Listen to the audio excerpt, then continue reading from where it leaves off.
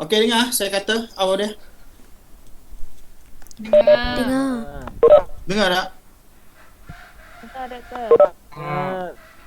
Dengar. Dengar doktor. Oh, Dengar. ni nampak itu sikit. Dengar. Dengar doktor. Cuba cakap dengar tak? Saya dengar.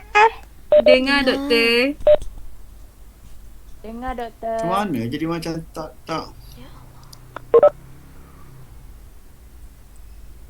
Listen doktor.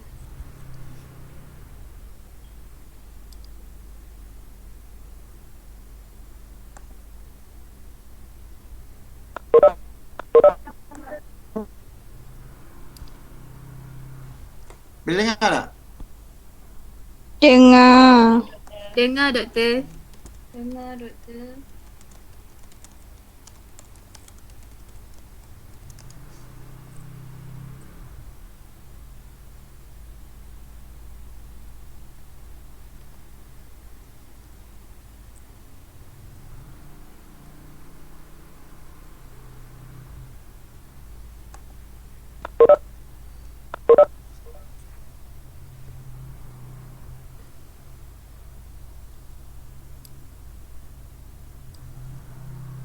Okey, dengar eh.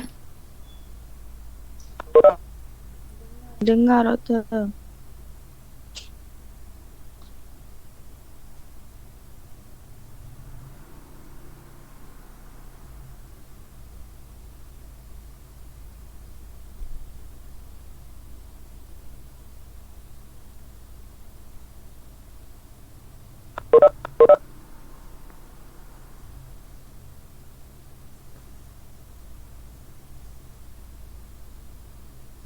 Okey. So, boleh bercakap dengar tak? Saya tak dengar suara awak. Kenapa jadi macam gini lain? Dengar doktor. Dengar doktor. Dengar je.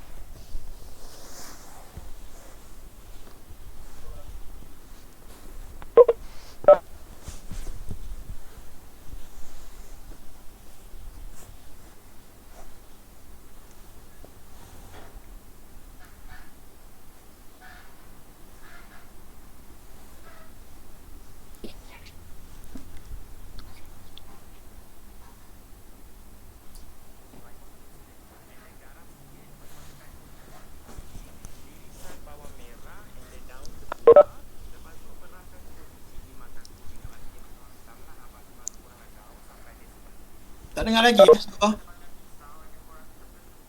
Dengar Dengar, Prof. doktor. Dengar doktor. Ada. Tak tahulah apa masalah. Masalah Tak apalah, time saya kot. cakap lah. Okay. So, daripada apa yang saya bincangkan tadi, itulah awak kena faham. Satu konsep, kalau sebut business model, awak kena cerita the whole thing. Maksudnya satu konsep, satu payung. Di situ baru dia ada produk di bawah dia tu. Jangan kata saya nak sushi. Sushi ni saya akan tanya awak. Business model awak apa? Saya akan tanya. Oh, saya business model berasaskan Japanese food. So apa business model awak? Apa unit awak? Awak akan ceritalah. Saya akan buat berdasarkan gini. Benda yang betul seperti mana yang sepatutnya. Jangan propose saya produk. Saya nak buat nasi lemak. Tak nak saya gitu. Saya nak awak propose satu business model yang betul, yang ada payung bawahnya. Oh, saya nak buat Malay traditional food. Okey. Lepas apa beza yang dah ada sekarang? Saya akan tanya soalan tu. Jawab akan jawab. Beza sekarang saya lebih kepada nak kumpulkan semua variety of Malay traditional food dengan approach yang berbeza. Apa beza dia? Gini. So apa produk dia? Baru saya tanya produk dia. Antara nasi lemak, nasi dagang. Baru saya cerita. Bukan awak pergi cerita nasi lemak, nasi dagang dulu. Tak. Business model dulu. Boleh faham tak? Boleh faham tak ni? Boleh doktor. Boleh. So dia lebih mudah untuk awak faham itu. Okey, saya nak bawa kepada, saya dah tunjuk dah video ke awak. Okay, contohnya satu business model ni. Business model ni anggap dia macam satu bentuk yang awak boleh faham lah.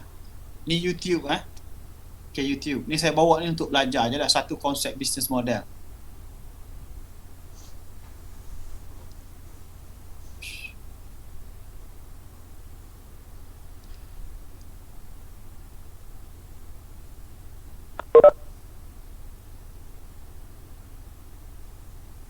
Okey, saya ambil satu perkara yang mungkin boleh belajar.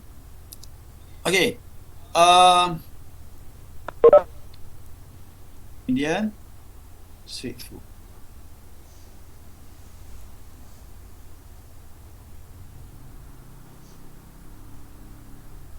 Okey. Jadi contoh saya nak bawa kepada awak tentang Indian street food. Okey.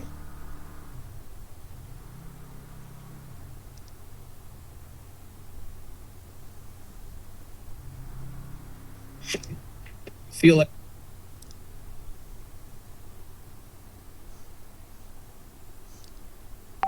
Okay. Ini contoh business model dia berasaskan Indian street food. you're doing the work of 4 people with Monday.com. Cuba And whoa, yeah, real flavor. The burst of flavor. It's creamy and buttery, and the tomato puree is so smooth and just a little spicy. Wow, that is amazing. This is just one of 38 different dishes on the massive thali platter. And after watching Chef cook up more and more delicious curries like cashew nut paste creamy and buttery chicken, mutton keema pure minced mutton curry, dal makhani lentil curry, a huge selection of different breads like rotis and naans, all right out of the tandoor oven, tandoori chicken, and Afghani creamy chicken, the huge thali was ready for eating. The biggest assortment of flavors you could ever need, all on one plate. Steaming hot and absolutely delicious. Oh, that is gonna be so delicious. Thank you, Chef Arun. Here we go. Gigantic. I can't believe what we've got here today. Just look at this beautiful monster thali. And they also just served us Okay, beautiful so cuba tengok ni There were just so many Dia guna, delicacies here. Like apa? butter chicken, fish curry, Indian street food, keema minced tapi approach mutton dia with apa beza egg, sekarang? amritsari Dia chicken, menggunakan konsep mustard, mana leaf makanan curry, India pickles dikumpulkan and dalam satu chicken, bulan. a few different types of dal, lentil Different type curry, of. wheat Jadi flour benda with ni tak ada sugar lagi and kat crisps Malaysia. with lentil, Jadi chicken siapa-siapa biryani with family fried makan shallots, makanan coriander, India, murk nasi masala, biryani ke steamed apa semua chicken dia with datang dalam creamy satu cashew talam. nut, So dal business kachuri approach lentil you with adalah rice and berbeza vegetables dengan like yang ada sekarang. mushrooms and carrots and Jadi peas, boleh tengok chicken soup, tons of different chutneys like garlic chutney, beetroot chutney, mint chutney, ghee, plain onion, sweet jaggery, onions with curd, plain curd, and even more, with tons of different breads and meats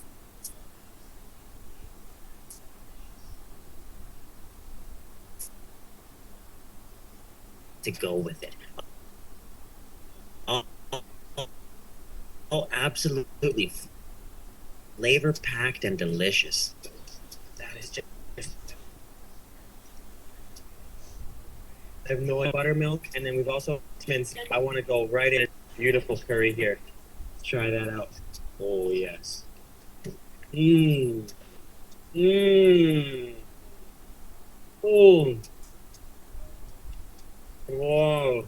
Wow, that is so flavorful. And the paratha is saturated with ghee and butter and coriander, and then that creamy cashew chicken. Mmm. And after tasting a ton of different curries, it was time to enjoy dessert. And now we've got desserts. Look at these beauties. There were so many beautiful desserts too, like gulab jamun, jalebi, and malpua fried dough, all of which are covered in saffron syrup, along with saffron pistachio ice cream, lentil dessert, rabri cream, and more sweet milk as well. I just love gulab jamun. That's what we're gonna go for first. Look at that, totally saturated with syrup. Mmm. Mmm. Mmm. That is ultra sweet, rich, decadent. This is just way too much food here.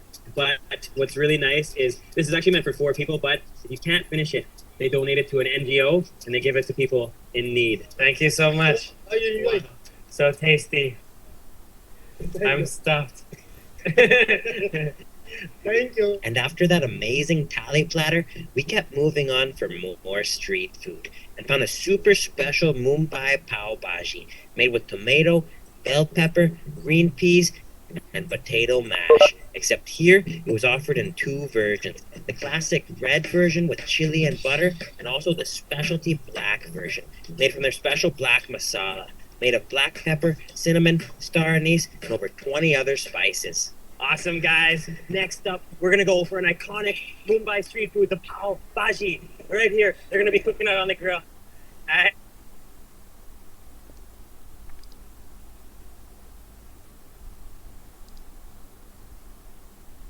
Okey, boleh faham tak? Boleh faham tak? Boleh. So maksudnya apa? Dia cari satu perbezaan konsep. Maksudnya perniagaan kita ni kita kena satu approach yang baru.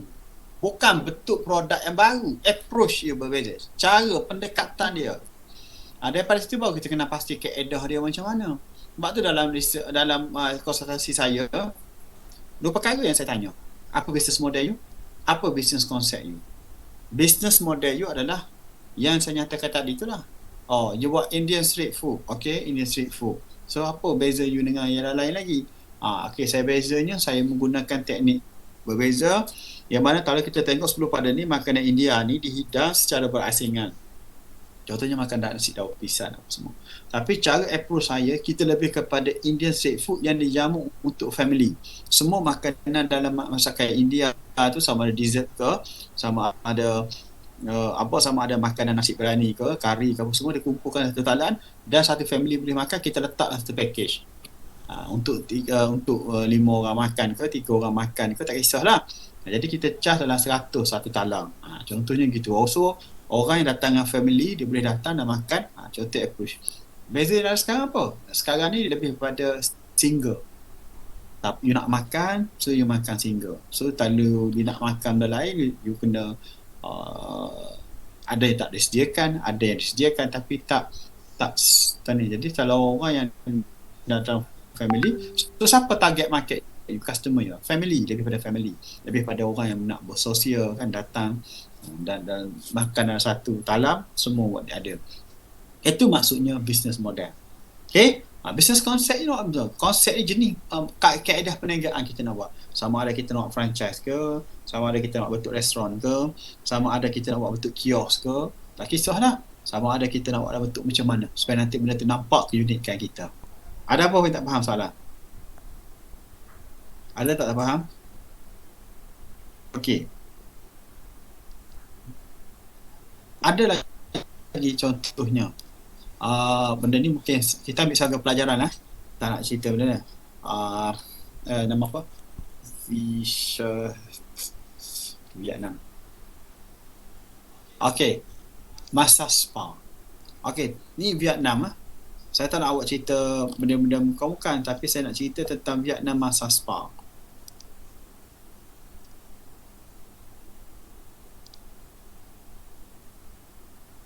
Sebab ni industri yang besar.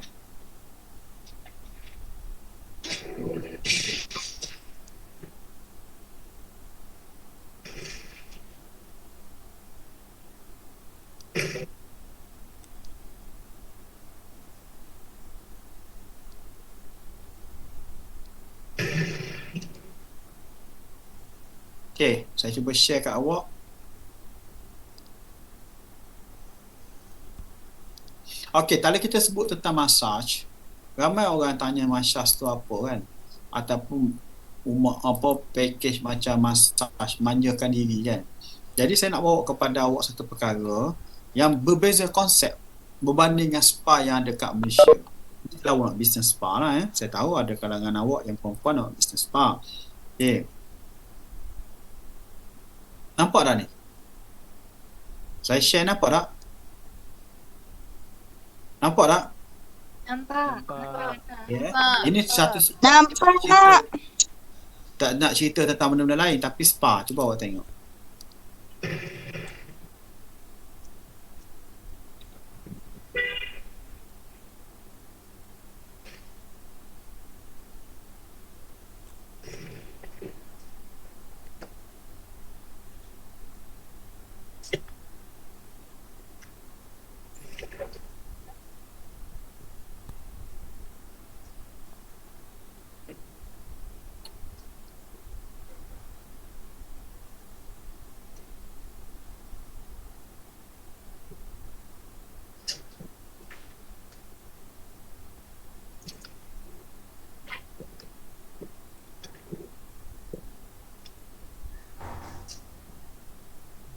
Nampak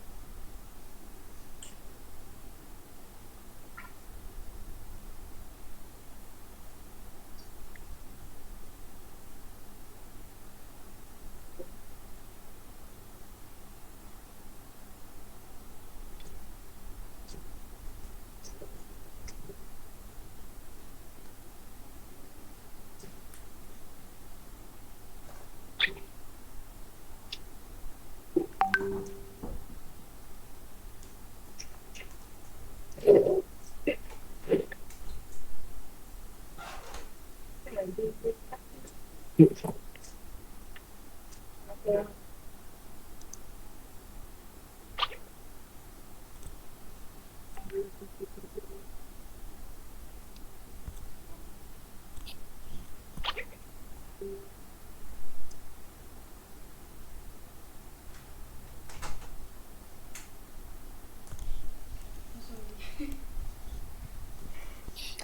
dengar tak apa saya kata? Dengar tak? Awak tengok tak apa yang saya tunjuk tadi?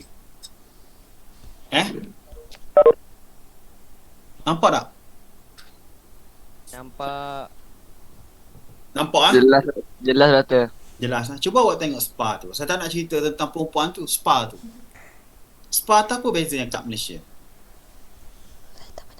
Dia cukur jambang. Memanglah, itu perkhidmatan dia kan. Dia sekarang ni dia panggil perkhidmatan, dia panggil manjakan diri kan. Kalau awak pergi ke negara-negara macam Vietnam ke Thailand ke Indonesia ke, dia ada macam spa macam tu. Jadi kalau kita kata dalam diri kita kan, kita nak bisnes macam tu lah. Bukan nak tengok cara dia berpakaian tu. Kita nak buat spa, katalah spa yang bersifat apa kan. Kalau macam dia tu kan bisnes model dia lebih pada barbershop, pasal tak? Tak, barber punya tu kan, barbershop. Jadi kalau buat tengok barbershop ni, dia semua orang boleh datang, dia duduk macam nak gunting rambut, pasal tak? Konsep dia kan, gunting rambut, lepas tu ya dia macam beratur. Tapi kalau spa kat Malaysia ni bukan macam tu. Tak, spa kat Malaysia ni lebih kepada layanan pada one by one. Maksudnya you kena buat appointment, lepas tu datang, lepas tu kita akan serve dia macam gaya-gaya kan, gaya-gaya eksklusif. Itu konsep bisnes di kat Malaysia. Tapi dekat negara luar dia lebih kepada santai. You nak rasa nak manjakan diri you, nak cukur jamban ke, you nak kering kenin you ke. Kalau yang perempuan kan dia adalah punya servis kan, nak masas muka ke, tak kisahlah kan. Katalah you nak buat berkaitan dengan contohnya muslimah spa kan, contohnya yang ambil orang perempuan saja. Jadi konsep perniagaan ni lebih pada barbershop. Maknanya perempuan datang, kita akan entertain dia macam kaedah simple macam tu saja. Bukannya macam masuk macam Bali punya spa kan. Bali punya spa kan dia lain cara dia kan. Dia kena satu space yang besar kan, masuk dalam tu kan. You duduk dalam gendang, dalam kolam gitu. Jadi dia benda kaedah dia nampak eksklusif. Yang ni kaedah dia nampak simple, lebih pada barbershop. Itulah maksudnya business model yang berbeza kaedah. Spa dah wujud ke? Massage dah wujud ke? Wujud dah. Tapi beza konsep yang cuba you bawa itu untuk pelanggan you tu. Itu yang membezakan you dengan orang lain. Boleh faham tak? Boleh faham tak? Sebab Boleh saya akan propose tu nanti. Awak akan propose business model apa yang you nak tu. Nanti saya akan bagi tanya you, apa business model you? Oh, saya nak buat nasi lemak. Nasi lemak bukan business model, itu produk. Business model, approach you. Oh, saya nak buat berdasarkan Islamic spa. Okey, Islamic spa, okey, tak apa. So, apa something new awak cuba ketengahkan? Awak pun cerita kat saya. Saya konsep saya, kalau kita tengok spa, dia lebih kepada macam eksklusif gitu. Contoh kan, eksklusif yang mana macam contohnya Bali spa ataupun banyak kat Malaysia TSF kan. Dia lebih pada penjagaan diri dia tu lebih kepada konsep-konsep yang agak formal, yang mana spa yang kita masuk tu lebih pada perkhidmatan dia lebih pada close direct pada customer, yang mana dia melalui tempahan. Tapi dalam konteks saya ni, saya lebih pada barbershop. Maksudnya dia masuk dan kita ada entertain dia bersandarkan konsep macam kedai gunting lah, macam contoh gitulah dia buat kan. Dan kita boleh bezakan lah dengan apa yang spa dah ada tu. Boleh faham? Boleh faham lah?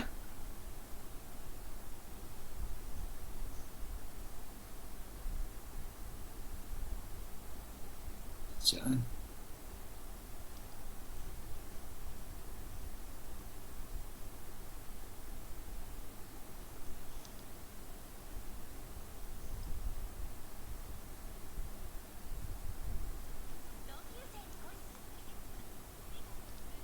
Okey, sekarang kita bab apa? Bab 2 Betul tak bab 2 ni? kita masuk bab baru, bab 2. Betul? Betul. Betul. Okay, so kita masuk mengajar bab baru lah.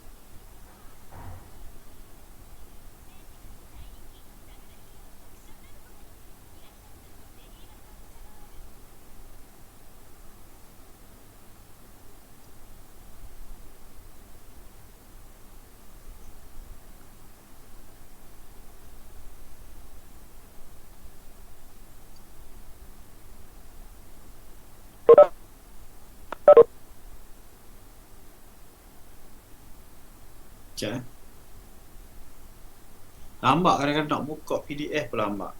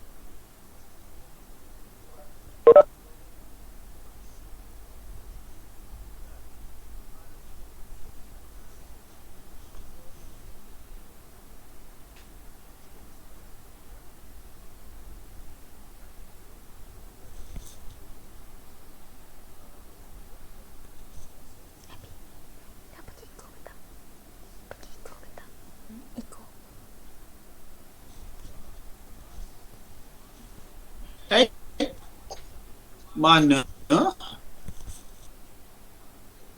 Alah, nak boleh buka slide pun susah. Sebab Apple kan di sistem dia tak ni dengan apa dengan apa Microsoft ni.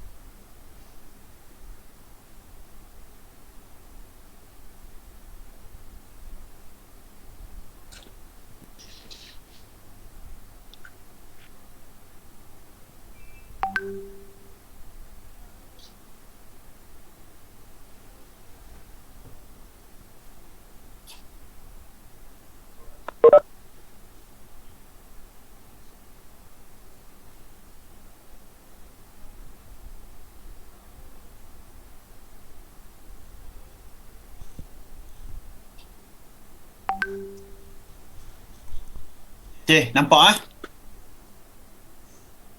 Nampak? Nampak. Okay, recognizing opportunity and generating the idea. Okay, kalau kita sebut tentang keusahawan ni, apa dalam pandangan kita? Kan? Niaga lah kan? Betul? Tapi usahawanan ni tak ada nak lari daripada macam mana orang tu kena pasti peluang. Macam mana dia generate idea untuk lakukan sesuatu. Kan? Sebab itulah beza antara saya dengan orang berniaga. Orang berniaga tu dia kena pasti peluang. saya ni tak kena pasti peluang. Sebab peluang itu memperanan kenapa orang tu nak berniaga. Orang tu tengok peluang yang ada di pasaran, and then dia start berniaga. Daripada apa yang start berniaga itu, dia dapatlah satu profit, keuntungan daripada apa yang kena pasti peluang. Sebab itulah kalau kita cerita tentang usahawanan ni, kita cerita tentang peluang. Macam mana kita cerita tentang peluang, macam mana kita nak kejar peluang itu. Kan? Sebab itulah kalau awak buat bisnes ni, awak akan jumpa nanti dalam business model canvas. Apa peluang yang aku nak buat dalam berniaga? Sebab itulah kalau saya cerita kat awak kan, subjek saya bukan satu subjek yang mana awak nak dapat A dalam subjek saya. Final exam carry mark, maksud saya final exam dengan mid test hanyalah 30% saja. 70% adalah BMC dengan business plan. BMC dengan business plan ni macam mana awak kena pasti peluang dan awak draw dalam BMC, business model canvas, kan? Lepas tu awak bina business plan. Itu maksud dia. Ramai orang dia silap. Silap apa? Silap apabila dia tu duduk dalam keadaan dia masuk subjek saya, dia ingat ke subjek saya ni tentang final exam. Ni belajar chapter-chapter ni. Bukan, subjek saya ni kita draw satu perkara yang awak faham. Kalau tengok tu, faham.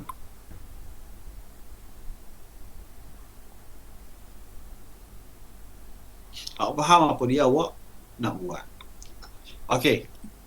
So, explain. Apa beza opportunity dengan idea? Okay, macam mana seorang entrepreneur dapat mengenal pasti peluang? Apa personal karakteristik, maksudnya dalam diri seseorang itu yang dapat mengenal pasti peluang? Dan apa teknik yang boleh kita jana untuk melahirkan idea? Okay, discuss macam mana kita nak bangunkan idea dalam apa? Dalam perniagaan. Okay, peluang. Peluang, apa maksud peluang? Peluang adalah tentang variable. A set of circumstances that create a needs of new product and services. Peluang adalah satu keadaan di mana seseorang itu dapat mengenal pasti peluang. Mengenal pasti peluang untuk buat produk, servis ataupun perniagaan baru. Itu maksudnya peluang. Peluang adalah apabila awak tengok sesuatu keadaan di pasaran, awak rasa awak nak buat satu produk yang baru ataupun servis yang baru ataupun perniagaan itself yang baru. So, kalau opportunity ini tak ada, awak bukan tak ada, awak tak nampak, maksudnya awak tak boleh nak kena pasti produk apa awak nak keluarkan. Sebab tu dalam business model canvas nanti awak kena pasti produk apa awak nak buat, betul? Sebab awak akan kena pasti peluang yang wujud dalam perniagaan. Okay, so peluang ini 4 essential quality of an opportunity. Apa perkara yang perlu dipertimbangkan dalam peluang? Okay, yang pertama, peluang ini mestilah interaktif. Sifat peluang mesti ada daya tarik. Kadang-kadang daya tarik tak ada, tak jadikan peluang juga. Apabila kita nak masuk dalam satu perniagaan, rasa macam ada tarikan lah. Dan kita tengok prospek masa depan perniagaan pun ada macam ada potential dan sebagainya. Yang kedua, mesti timing yang betul. Kalau peluang ini muncul tapi bukan timing dia yang betul, so dia bukanlah dianggap satu peluang yang menakjubkan. Lagi, dia juga dianggap sebagai durable dan juga dia dianggap sebagai dia boleh menghasilkan satu value kepada pelanggan. Ingat satu perkara, apabila kita cerita tentang value, dia bukan tentang duit yang penjimat tahu beli produk awak semata-mata, tapi tentang apa benda yang value customer dapat. Saya membeli Xiaomi, saya dapat value daripada Xiaomi jual pada harga yang murah, kualitinya ataupun mungkin kameranya, mungkin skrinnya hampir-hampir setaraf dengan iPhone. Hampir baru. Kalau orang beli iPhone apa? Value yang dapat. Dia dapat satu kualiti yang betul-betul cantik, features yang betul-betul menarik, kamera yang betul-betul cantik. Itu maksudnya value. Kadang-kadang apabila kita beli satu barang, kita rasa tak puas hati. Maksudnya value yang dapat tu kurang daripada apa yang kita jangkakan. Kalau kita sangat berpuas hati, maksudnya value yang saya dapat tu lebih daripada apa yang sepatutnya saya dapat. Itu maksud dia. Okay. 3 way to identify opportunity. Macam mana kita nak kenal pasti peluang ni? Peluang ni banyak di pasaran. Kita saja yang tak tahu. Tapi macam mana pasti peluang yang ada tu? Dia ada 3 benda. Okay. Yang pertama kita strength. Selesaikan. Yang 3 kita finding gap dalam masyarakat. So 3 perkara ini adalah yang antaranya boleh kita kena pasti peluang. Yang pertama, kita cerita tentang observe the trend. Awak tengok di sekeliling awak. Apa trend sekarang? Sama ada awak nak berniaga dalam dunia fashion, kanan ke, semua bersandarkan trend. Sekarang ni orang suka makan macam tu apa? Ya apa? Nama apa? Allah yang pak babak apa? Makan tak ingat dah saya. Yang letak gula yang macam tu kan apa dia panggil? Jadi sekarang orang nak makan benda macam tu semua. Jadi awak pun nampak peluang boba. Dia boba. Sorry, saya tak biasa. Jarang makan benda macam tu. Boba. Boba ni menjemput awak kepada kencing manis. Tak asal bimbang. Amal lah dalam masa 5 tahun.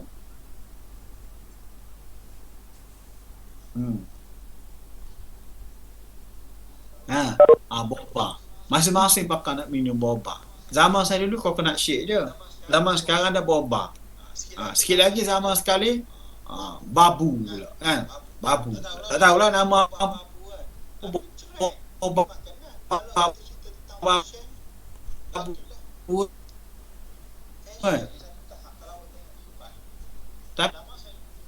Tapi trend itu tentang fashion simple, straight cut. Levi's ni dia tak ubah tau. Dia punya trend model. Tala 501 straight cut. Tala 505 dia panggil Allah 505 dia panggil apa? Dia straight cut juga tapi dia fake. Dari segi kontak dia kalau kita tengok di cawak dia pun dia fake sikit 505. Tapi you tengok sekarang 501. Dia ada skinny. Dia ada straight cut. Dia ada temper. Apa maksud tu? Dia cuba mengikut trend masyarakat. Kan? Sampai macam tu sekali. Skinny pun ada 501, temper pun ada, straight cut pun ada. 501 Levi's. Maksudnya perubahan fashion itu mempengaruhi. Kita tengok observe trend fashion juga mempengaruhi. Teknologi, sosial, ekonomi, ini adalah betul-betul yang banyak lagi yang kita boleh tengok. Okey, cuba awak tengok observe trend. Yang pertama kita tengok dari segi contoh environmental ni, kat atas kan. Observe dari segi environmental. Kan? Dari segi konteks sosial, ekonomi, teknologikal. So tadi kita cerita tentang ekonomi, cerita tentang keadaan ekonomi. Kan? Trend apa sekarang orang nak buat? Kalau awak nak berniaga kedai makanan apa yang orang nak sekarang? Zaman sekarang Korea food dengan Japanese food orang nak gila. Kan? Zaman saya dulu duk gila ke nasi Arab.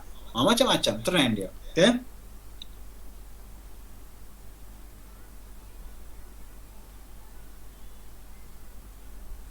Jadi itu satu perkara yang kita boleh tengok. Dari segi konteks apa? Teknologi ke advance. Awak bersembang dengan saya 20 tahun lepas dengan awak sekarang berbeza. Dari segi teknologi sekarang berbeza, muncul teknologi macam-macam. Zaman saya dulu mana ada dalam online macam ni. Zaman saya dulu baru online kat Malaysia baru nak kata baru muncul pun lebih kurang gitulah. Tapi dia lebih kepada benda yang baru emerging. Maksudnya lecturer pun dah mula email diperkenalkan kan. Jadi email tu dah makin agak ni lah. Tapi tidaklah sedetail macam sekarang boleh guna WhatsApp. Jadi teknologi itu mengubah manusia. Kan? Jadi daripada situ boleh kenal pasti apa benda awak nak buat bisnes. Kan? Contoh punya sekarang ni teknologi menggunakan webpack. Zaman dulu mana ada webpack. Teknik berkomunikasi manusia ni bukan sekadar macam telefon macam dulu, teleconference. Teleconference ni lama sikit lah kan, menggunakan talian. Sekarang ni dia nak bina satu bentuk perniagaan komunikasi manusia, sama ada pengajaran ke, meeting ke, apa semua ke, lebih kepada online dengan satu sistem platform yang dia cimba betul kan.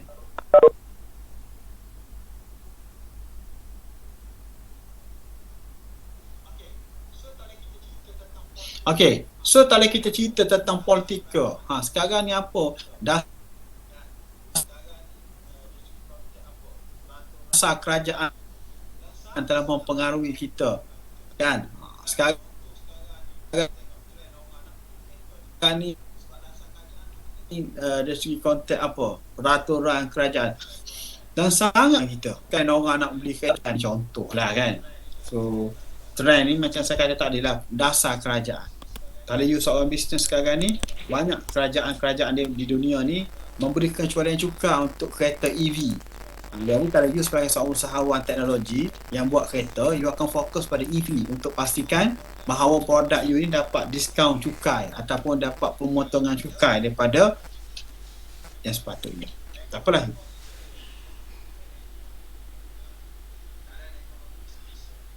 Economic force ni saya dah detail. Ialah apa benda yang ekonomik yang mempengaruhi keadaan ekonomi semasa. Jadi keadaan ekonomi ni akan makin trend ekonomi sekarang. Contohnya musim Covid sekarang, ekonomi tak berapa baik. Jadi muncul pula perniagaan-perniagaan yang baru.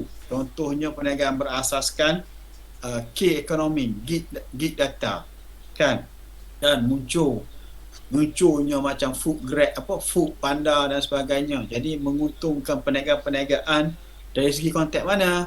Dari segi konteks orang nak jual kepada pelanggan dan sebagainya. Kan? Melalui food panda dan sebagainya. So, keadaan ekonomi itu mendorong. PKP kan dan sebagainya. Okay. Lepas tu kita tengok social force. Banyak benda yang mempengaruhi. Zaman awak dengan zaman saya berbeza. Tahun 90-an, 80-an berbeza dengan tahun sekarang 20-an. 20-an, kita bagi dengan 20-an kan. Jadi cara awak berfikir dengan cara saya berfikir adalah berbeza kan. Zaman saya dulu beli kain tudung semua kain bawah je RM30 kan. Dan waktu tu ramai lagi yang tak pakai tudung lah. Dan sekarang ni orang anggap tudung satu perkara fashion je, bukan kadar tutup tangan agama, fashion. Beli kain tudung ada macam tu macam ni sampai RM50,000 pun ada, RM30,000 pun ada, RM200,000, RM100,000 pun ada tudung kan. Macam-macam kan, ada RM400-500 pun ada. Saya tak tahu apa benda kan. Tapi awak lebih faham daripada saya. Teknologi macam saya kata tadi, kita dah menuju ke arah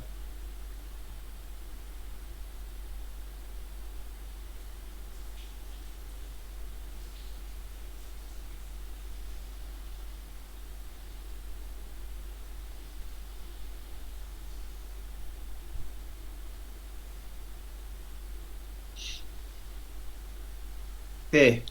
So itu adalah maksud saya. So teknologi sekarang banyaklah berubah. Teknologi sekarang kalau kita nak cerita kan, kalau tak ada teknologi ini saya tak tahu manusia boleh hidup ke tak zaman sekarang. Zaman dulu okey je. Kita sebagai seorang usahawan ni kita kena pasti teknologi yang muncul ini yang menyebabkan berlaku trend-trend tertentu yang mana kita boleh jadikan dia sebagai peluang untuk perniagaan. Macam saya kata kepada awak, zaman awak ni zaman yang nak senang tu mudah, nak susah pun mudah kan. Zaman saya dulu nak senang pun payah, nak susah pun payah. Zaman awak mudah semua. Tak ada orang tu pandai manfaat teknologi. Macam contoh, teknologi yang memberi awak kesenangan, return. Macam awak upload dalam YouTube dan sebagainya kan. Boleh income. Mana ada zaman dulu nak buat macam tu boleh income. Kan dalam TikTok pun boleh income. Jadi benda-benda macam tu dah jadi perubahan yang sangat drastik. Jadi dalam konteks perniagaan pun memang drastik perubahan dia. Berapa banyak perniagaan yang gagal hari ni sebab dia tak boleh ikut teknologi yang ada. Kan? Okey. Teknologi dan sebagainya boleh baca Political action, dasar kerajaan. Apa dasar kerajaan? Contoh saya kata Malaysia buat EV. Siapa dia yang buat EV, kereta dia akan dapat pengecualian cukai dan sebagainya. So banyak company-company kereta yang nampak peluang benda macam ni. So dia boleh lahirkan konsep perniagaan yang bersifat mesra alam. Okey. Ni adalah contoh Okey. Ada orang buat perniagaan selain daripada dia tengok dia tengok dari segi konteks trend, ada yang melihat problem dalam masyarakat. Masyarakat apa masalah dia? Daripada situ dia selesaikan problem itu. Ini biasa awak pergi kursus-kursus pun banyak kursus-kursus ni banyak dia kena pasti peluang berdasarkan problem orang. Kan? Sebab apa? Sebab macam mana contohnya Foodpanda menyelesaikan masalah orang yang di bandar susah nak makan, letih. Dia wujudkan satu aplikasi services dengan bersandarkan kepada menghubungkan antara penjual dengan pembeli. So macam mana dia cuba menyelesaikan masalah pembeli yang sibuk, yang tak ada masa nak beli ataupun pemalas pemalas nak pergi beli kan. Dia hanya order saja melalui aplikasi, nanti ada orang tu dah hantar. Saya tak pernah guna pun. Saya bukan tak pernah guna pun, saya tak tahu nak beli apa. Mungkin awak tu lagi bagus kot pada saya tahu beli apa. Kadang-kadang saya nak beli pun saya pergi sendiri. Tak tahulah. Sampai ada orang dia tempoh makanan apa semua kan. Sampai ke saya pun tak tahu nak kat mana nak beli. Dia kata ni nak buka puasa saat lagi pun saya tak tahu nak makan apa. Kan? Itu contoh Okey. Macam mana kita nak menyelesaikan contoh bagi di US macam mana fosil ataupun fuel mahal naik harga, jadi dia buat berdasarkan alam sekitar. Maksudnya lebih kepada kinetik punya tenaga.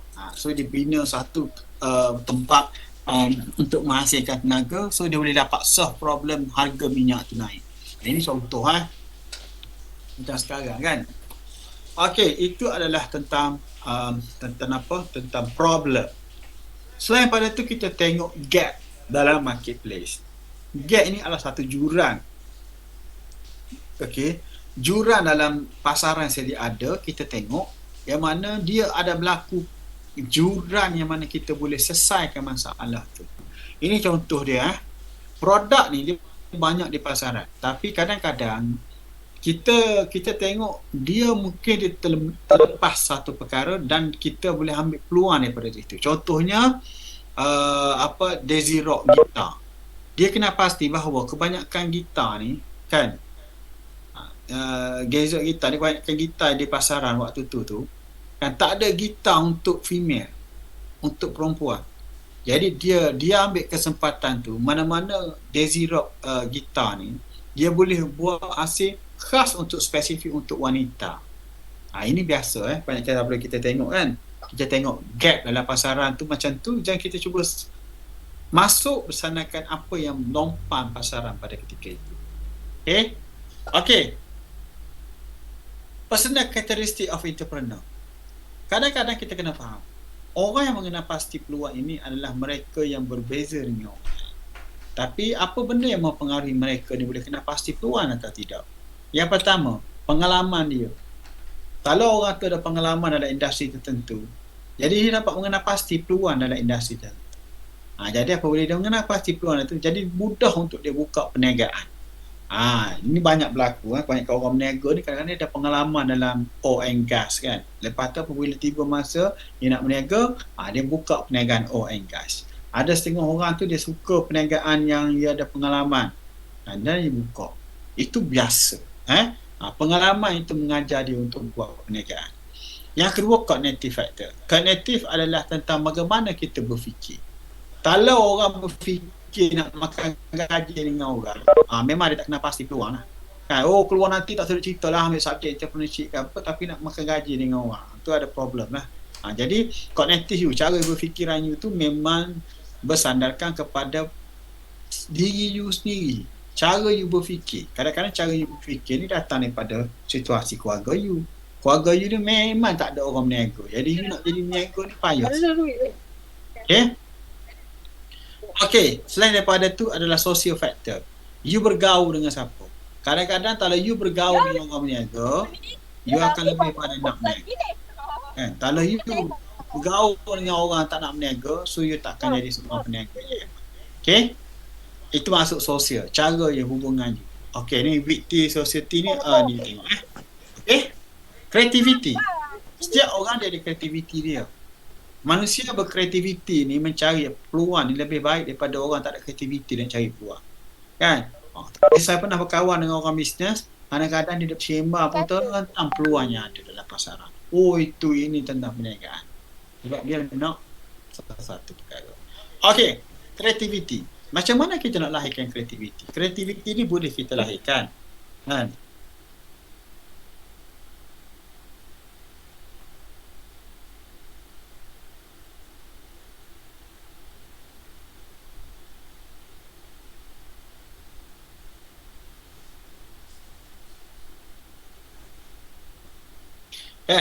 So kreativiti ni banyak cara dia. Yang pertama, kreativiti ni cara macam mana? Salah satunya macam mana kita buat preparation, kita buat incubation, lepas tu kita bina satu insight dari segi business ideas kita, lepas tu kita evaluation dan kita elaboration. Seterusnya dia adalah konteks macam mana orang mengenal pasti peluang dari segi environment factor, personal factor, dia lead kepada peluang yang ada. Ideas. Dan awak kena faham macam mana kita lahirkan ideas. Idea ni dia boleh lahir melalui 3 perkara. Melalui brainstorming, focus group dengan library and internet search. Brainstorming ni maksud macam apa? Brainstorming ni maksudnya macam mana kita nak dapat idea ni untuk kena pasti peluang lah salah satunya kan. Macam mana kita buat satu session, kita panggil beberapa orang untuk mencerita tentang apa benda yang mereka faham tentang satu perkara. Di dalam situ semua orang bercakap apa yang nak bercakap, yang mana setiap idea orang tu dia tak boleh nak kritik, kita tak boleh nak kritik idea orang sebab kita hanya mendengar dan kita dapat satu brainstorming dan kita dapat satu keputusan. Ini maksud brainstorming. Kita panggil dalam satu session 3-4 orang, dia cerita apa benda dia nak cerita. Lepas tu dia nak cerita tentang apa? Kan? Yang cerita tentang keadaan pasaran sekarang, semua masing-masing cerita. Lepas tu kita boleh come up dengan satu idea. Focus group. Focus group ni maksudnya kita cari kita lantik seorang moderator, kita panggil 10 orang, yang mana daripada 10 orang tu different specialist ke dan sebagainya.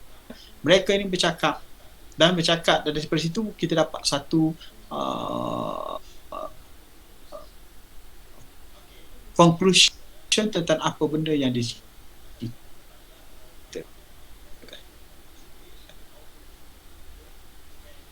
label macam salah ID, awak pergi kan pun boleh.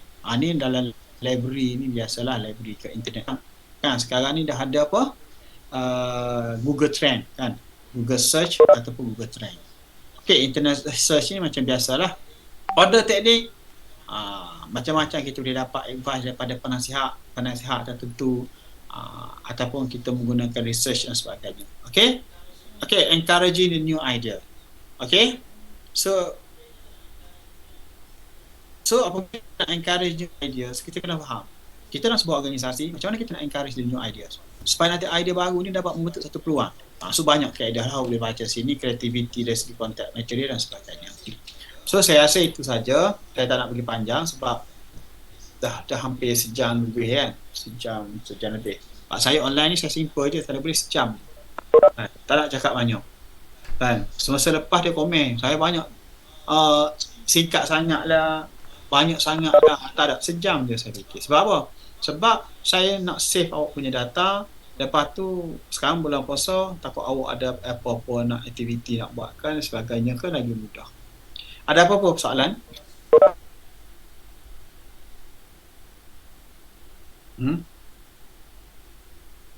Ada apa soalan? Tak ada? Tak ada.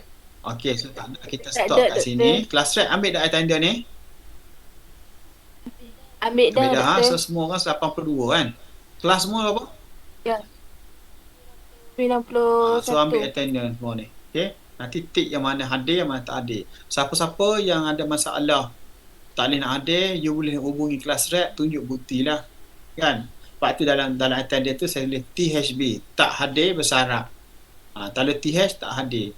Kan? Okey? So yang tak hadir tu maksudnya itulah, tak ada yang tick tu yang hadir. Okey, saya rasa itu saja. Saya ucapkan terima kasih. Assalamualaikum. Waalaikumsalam. Terima kasih, doktor. Waalaikumsalam, doktor. Terima kasih. Thank you, Dok.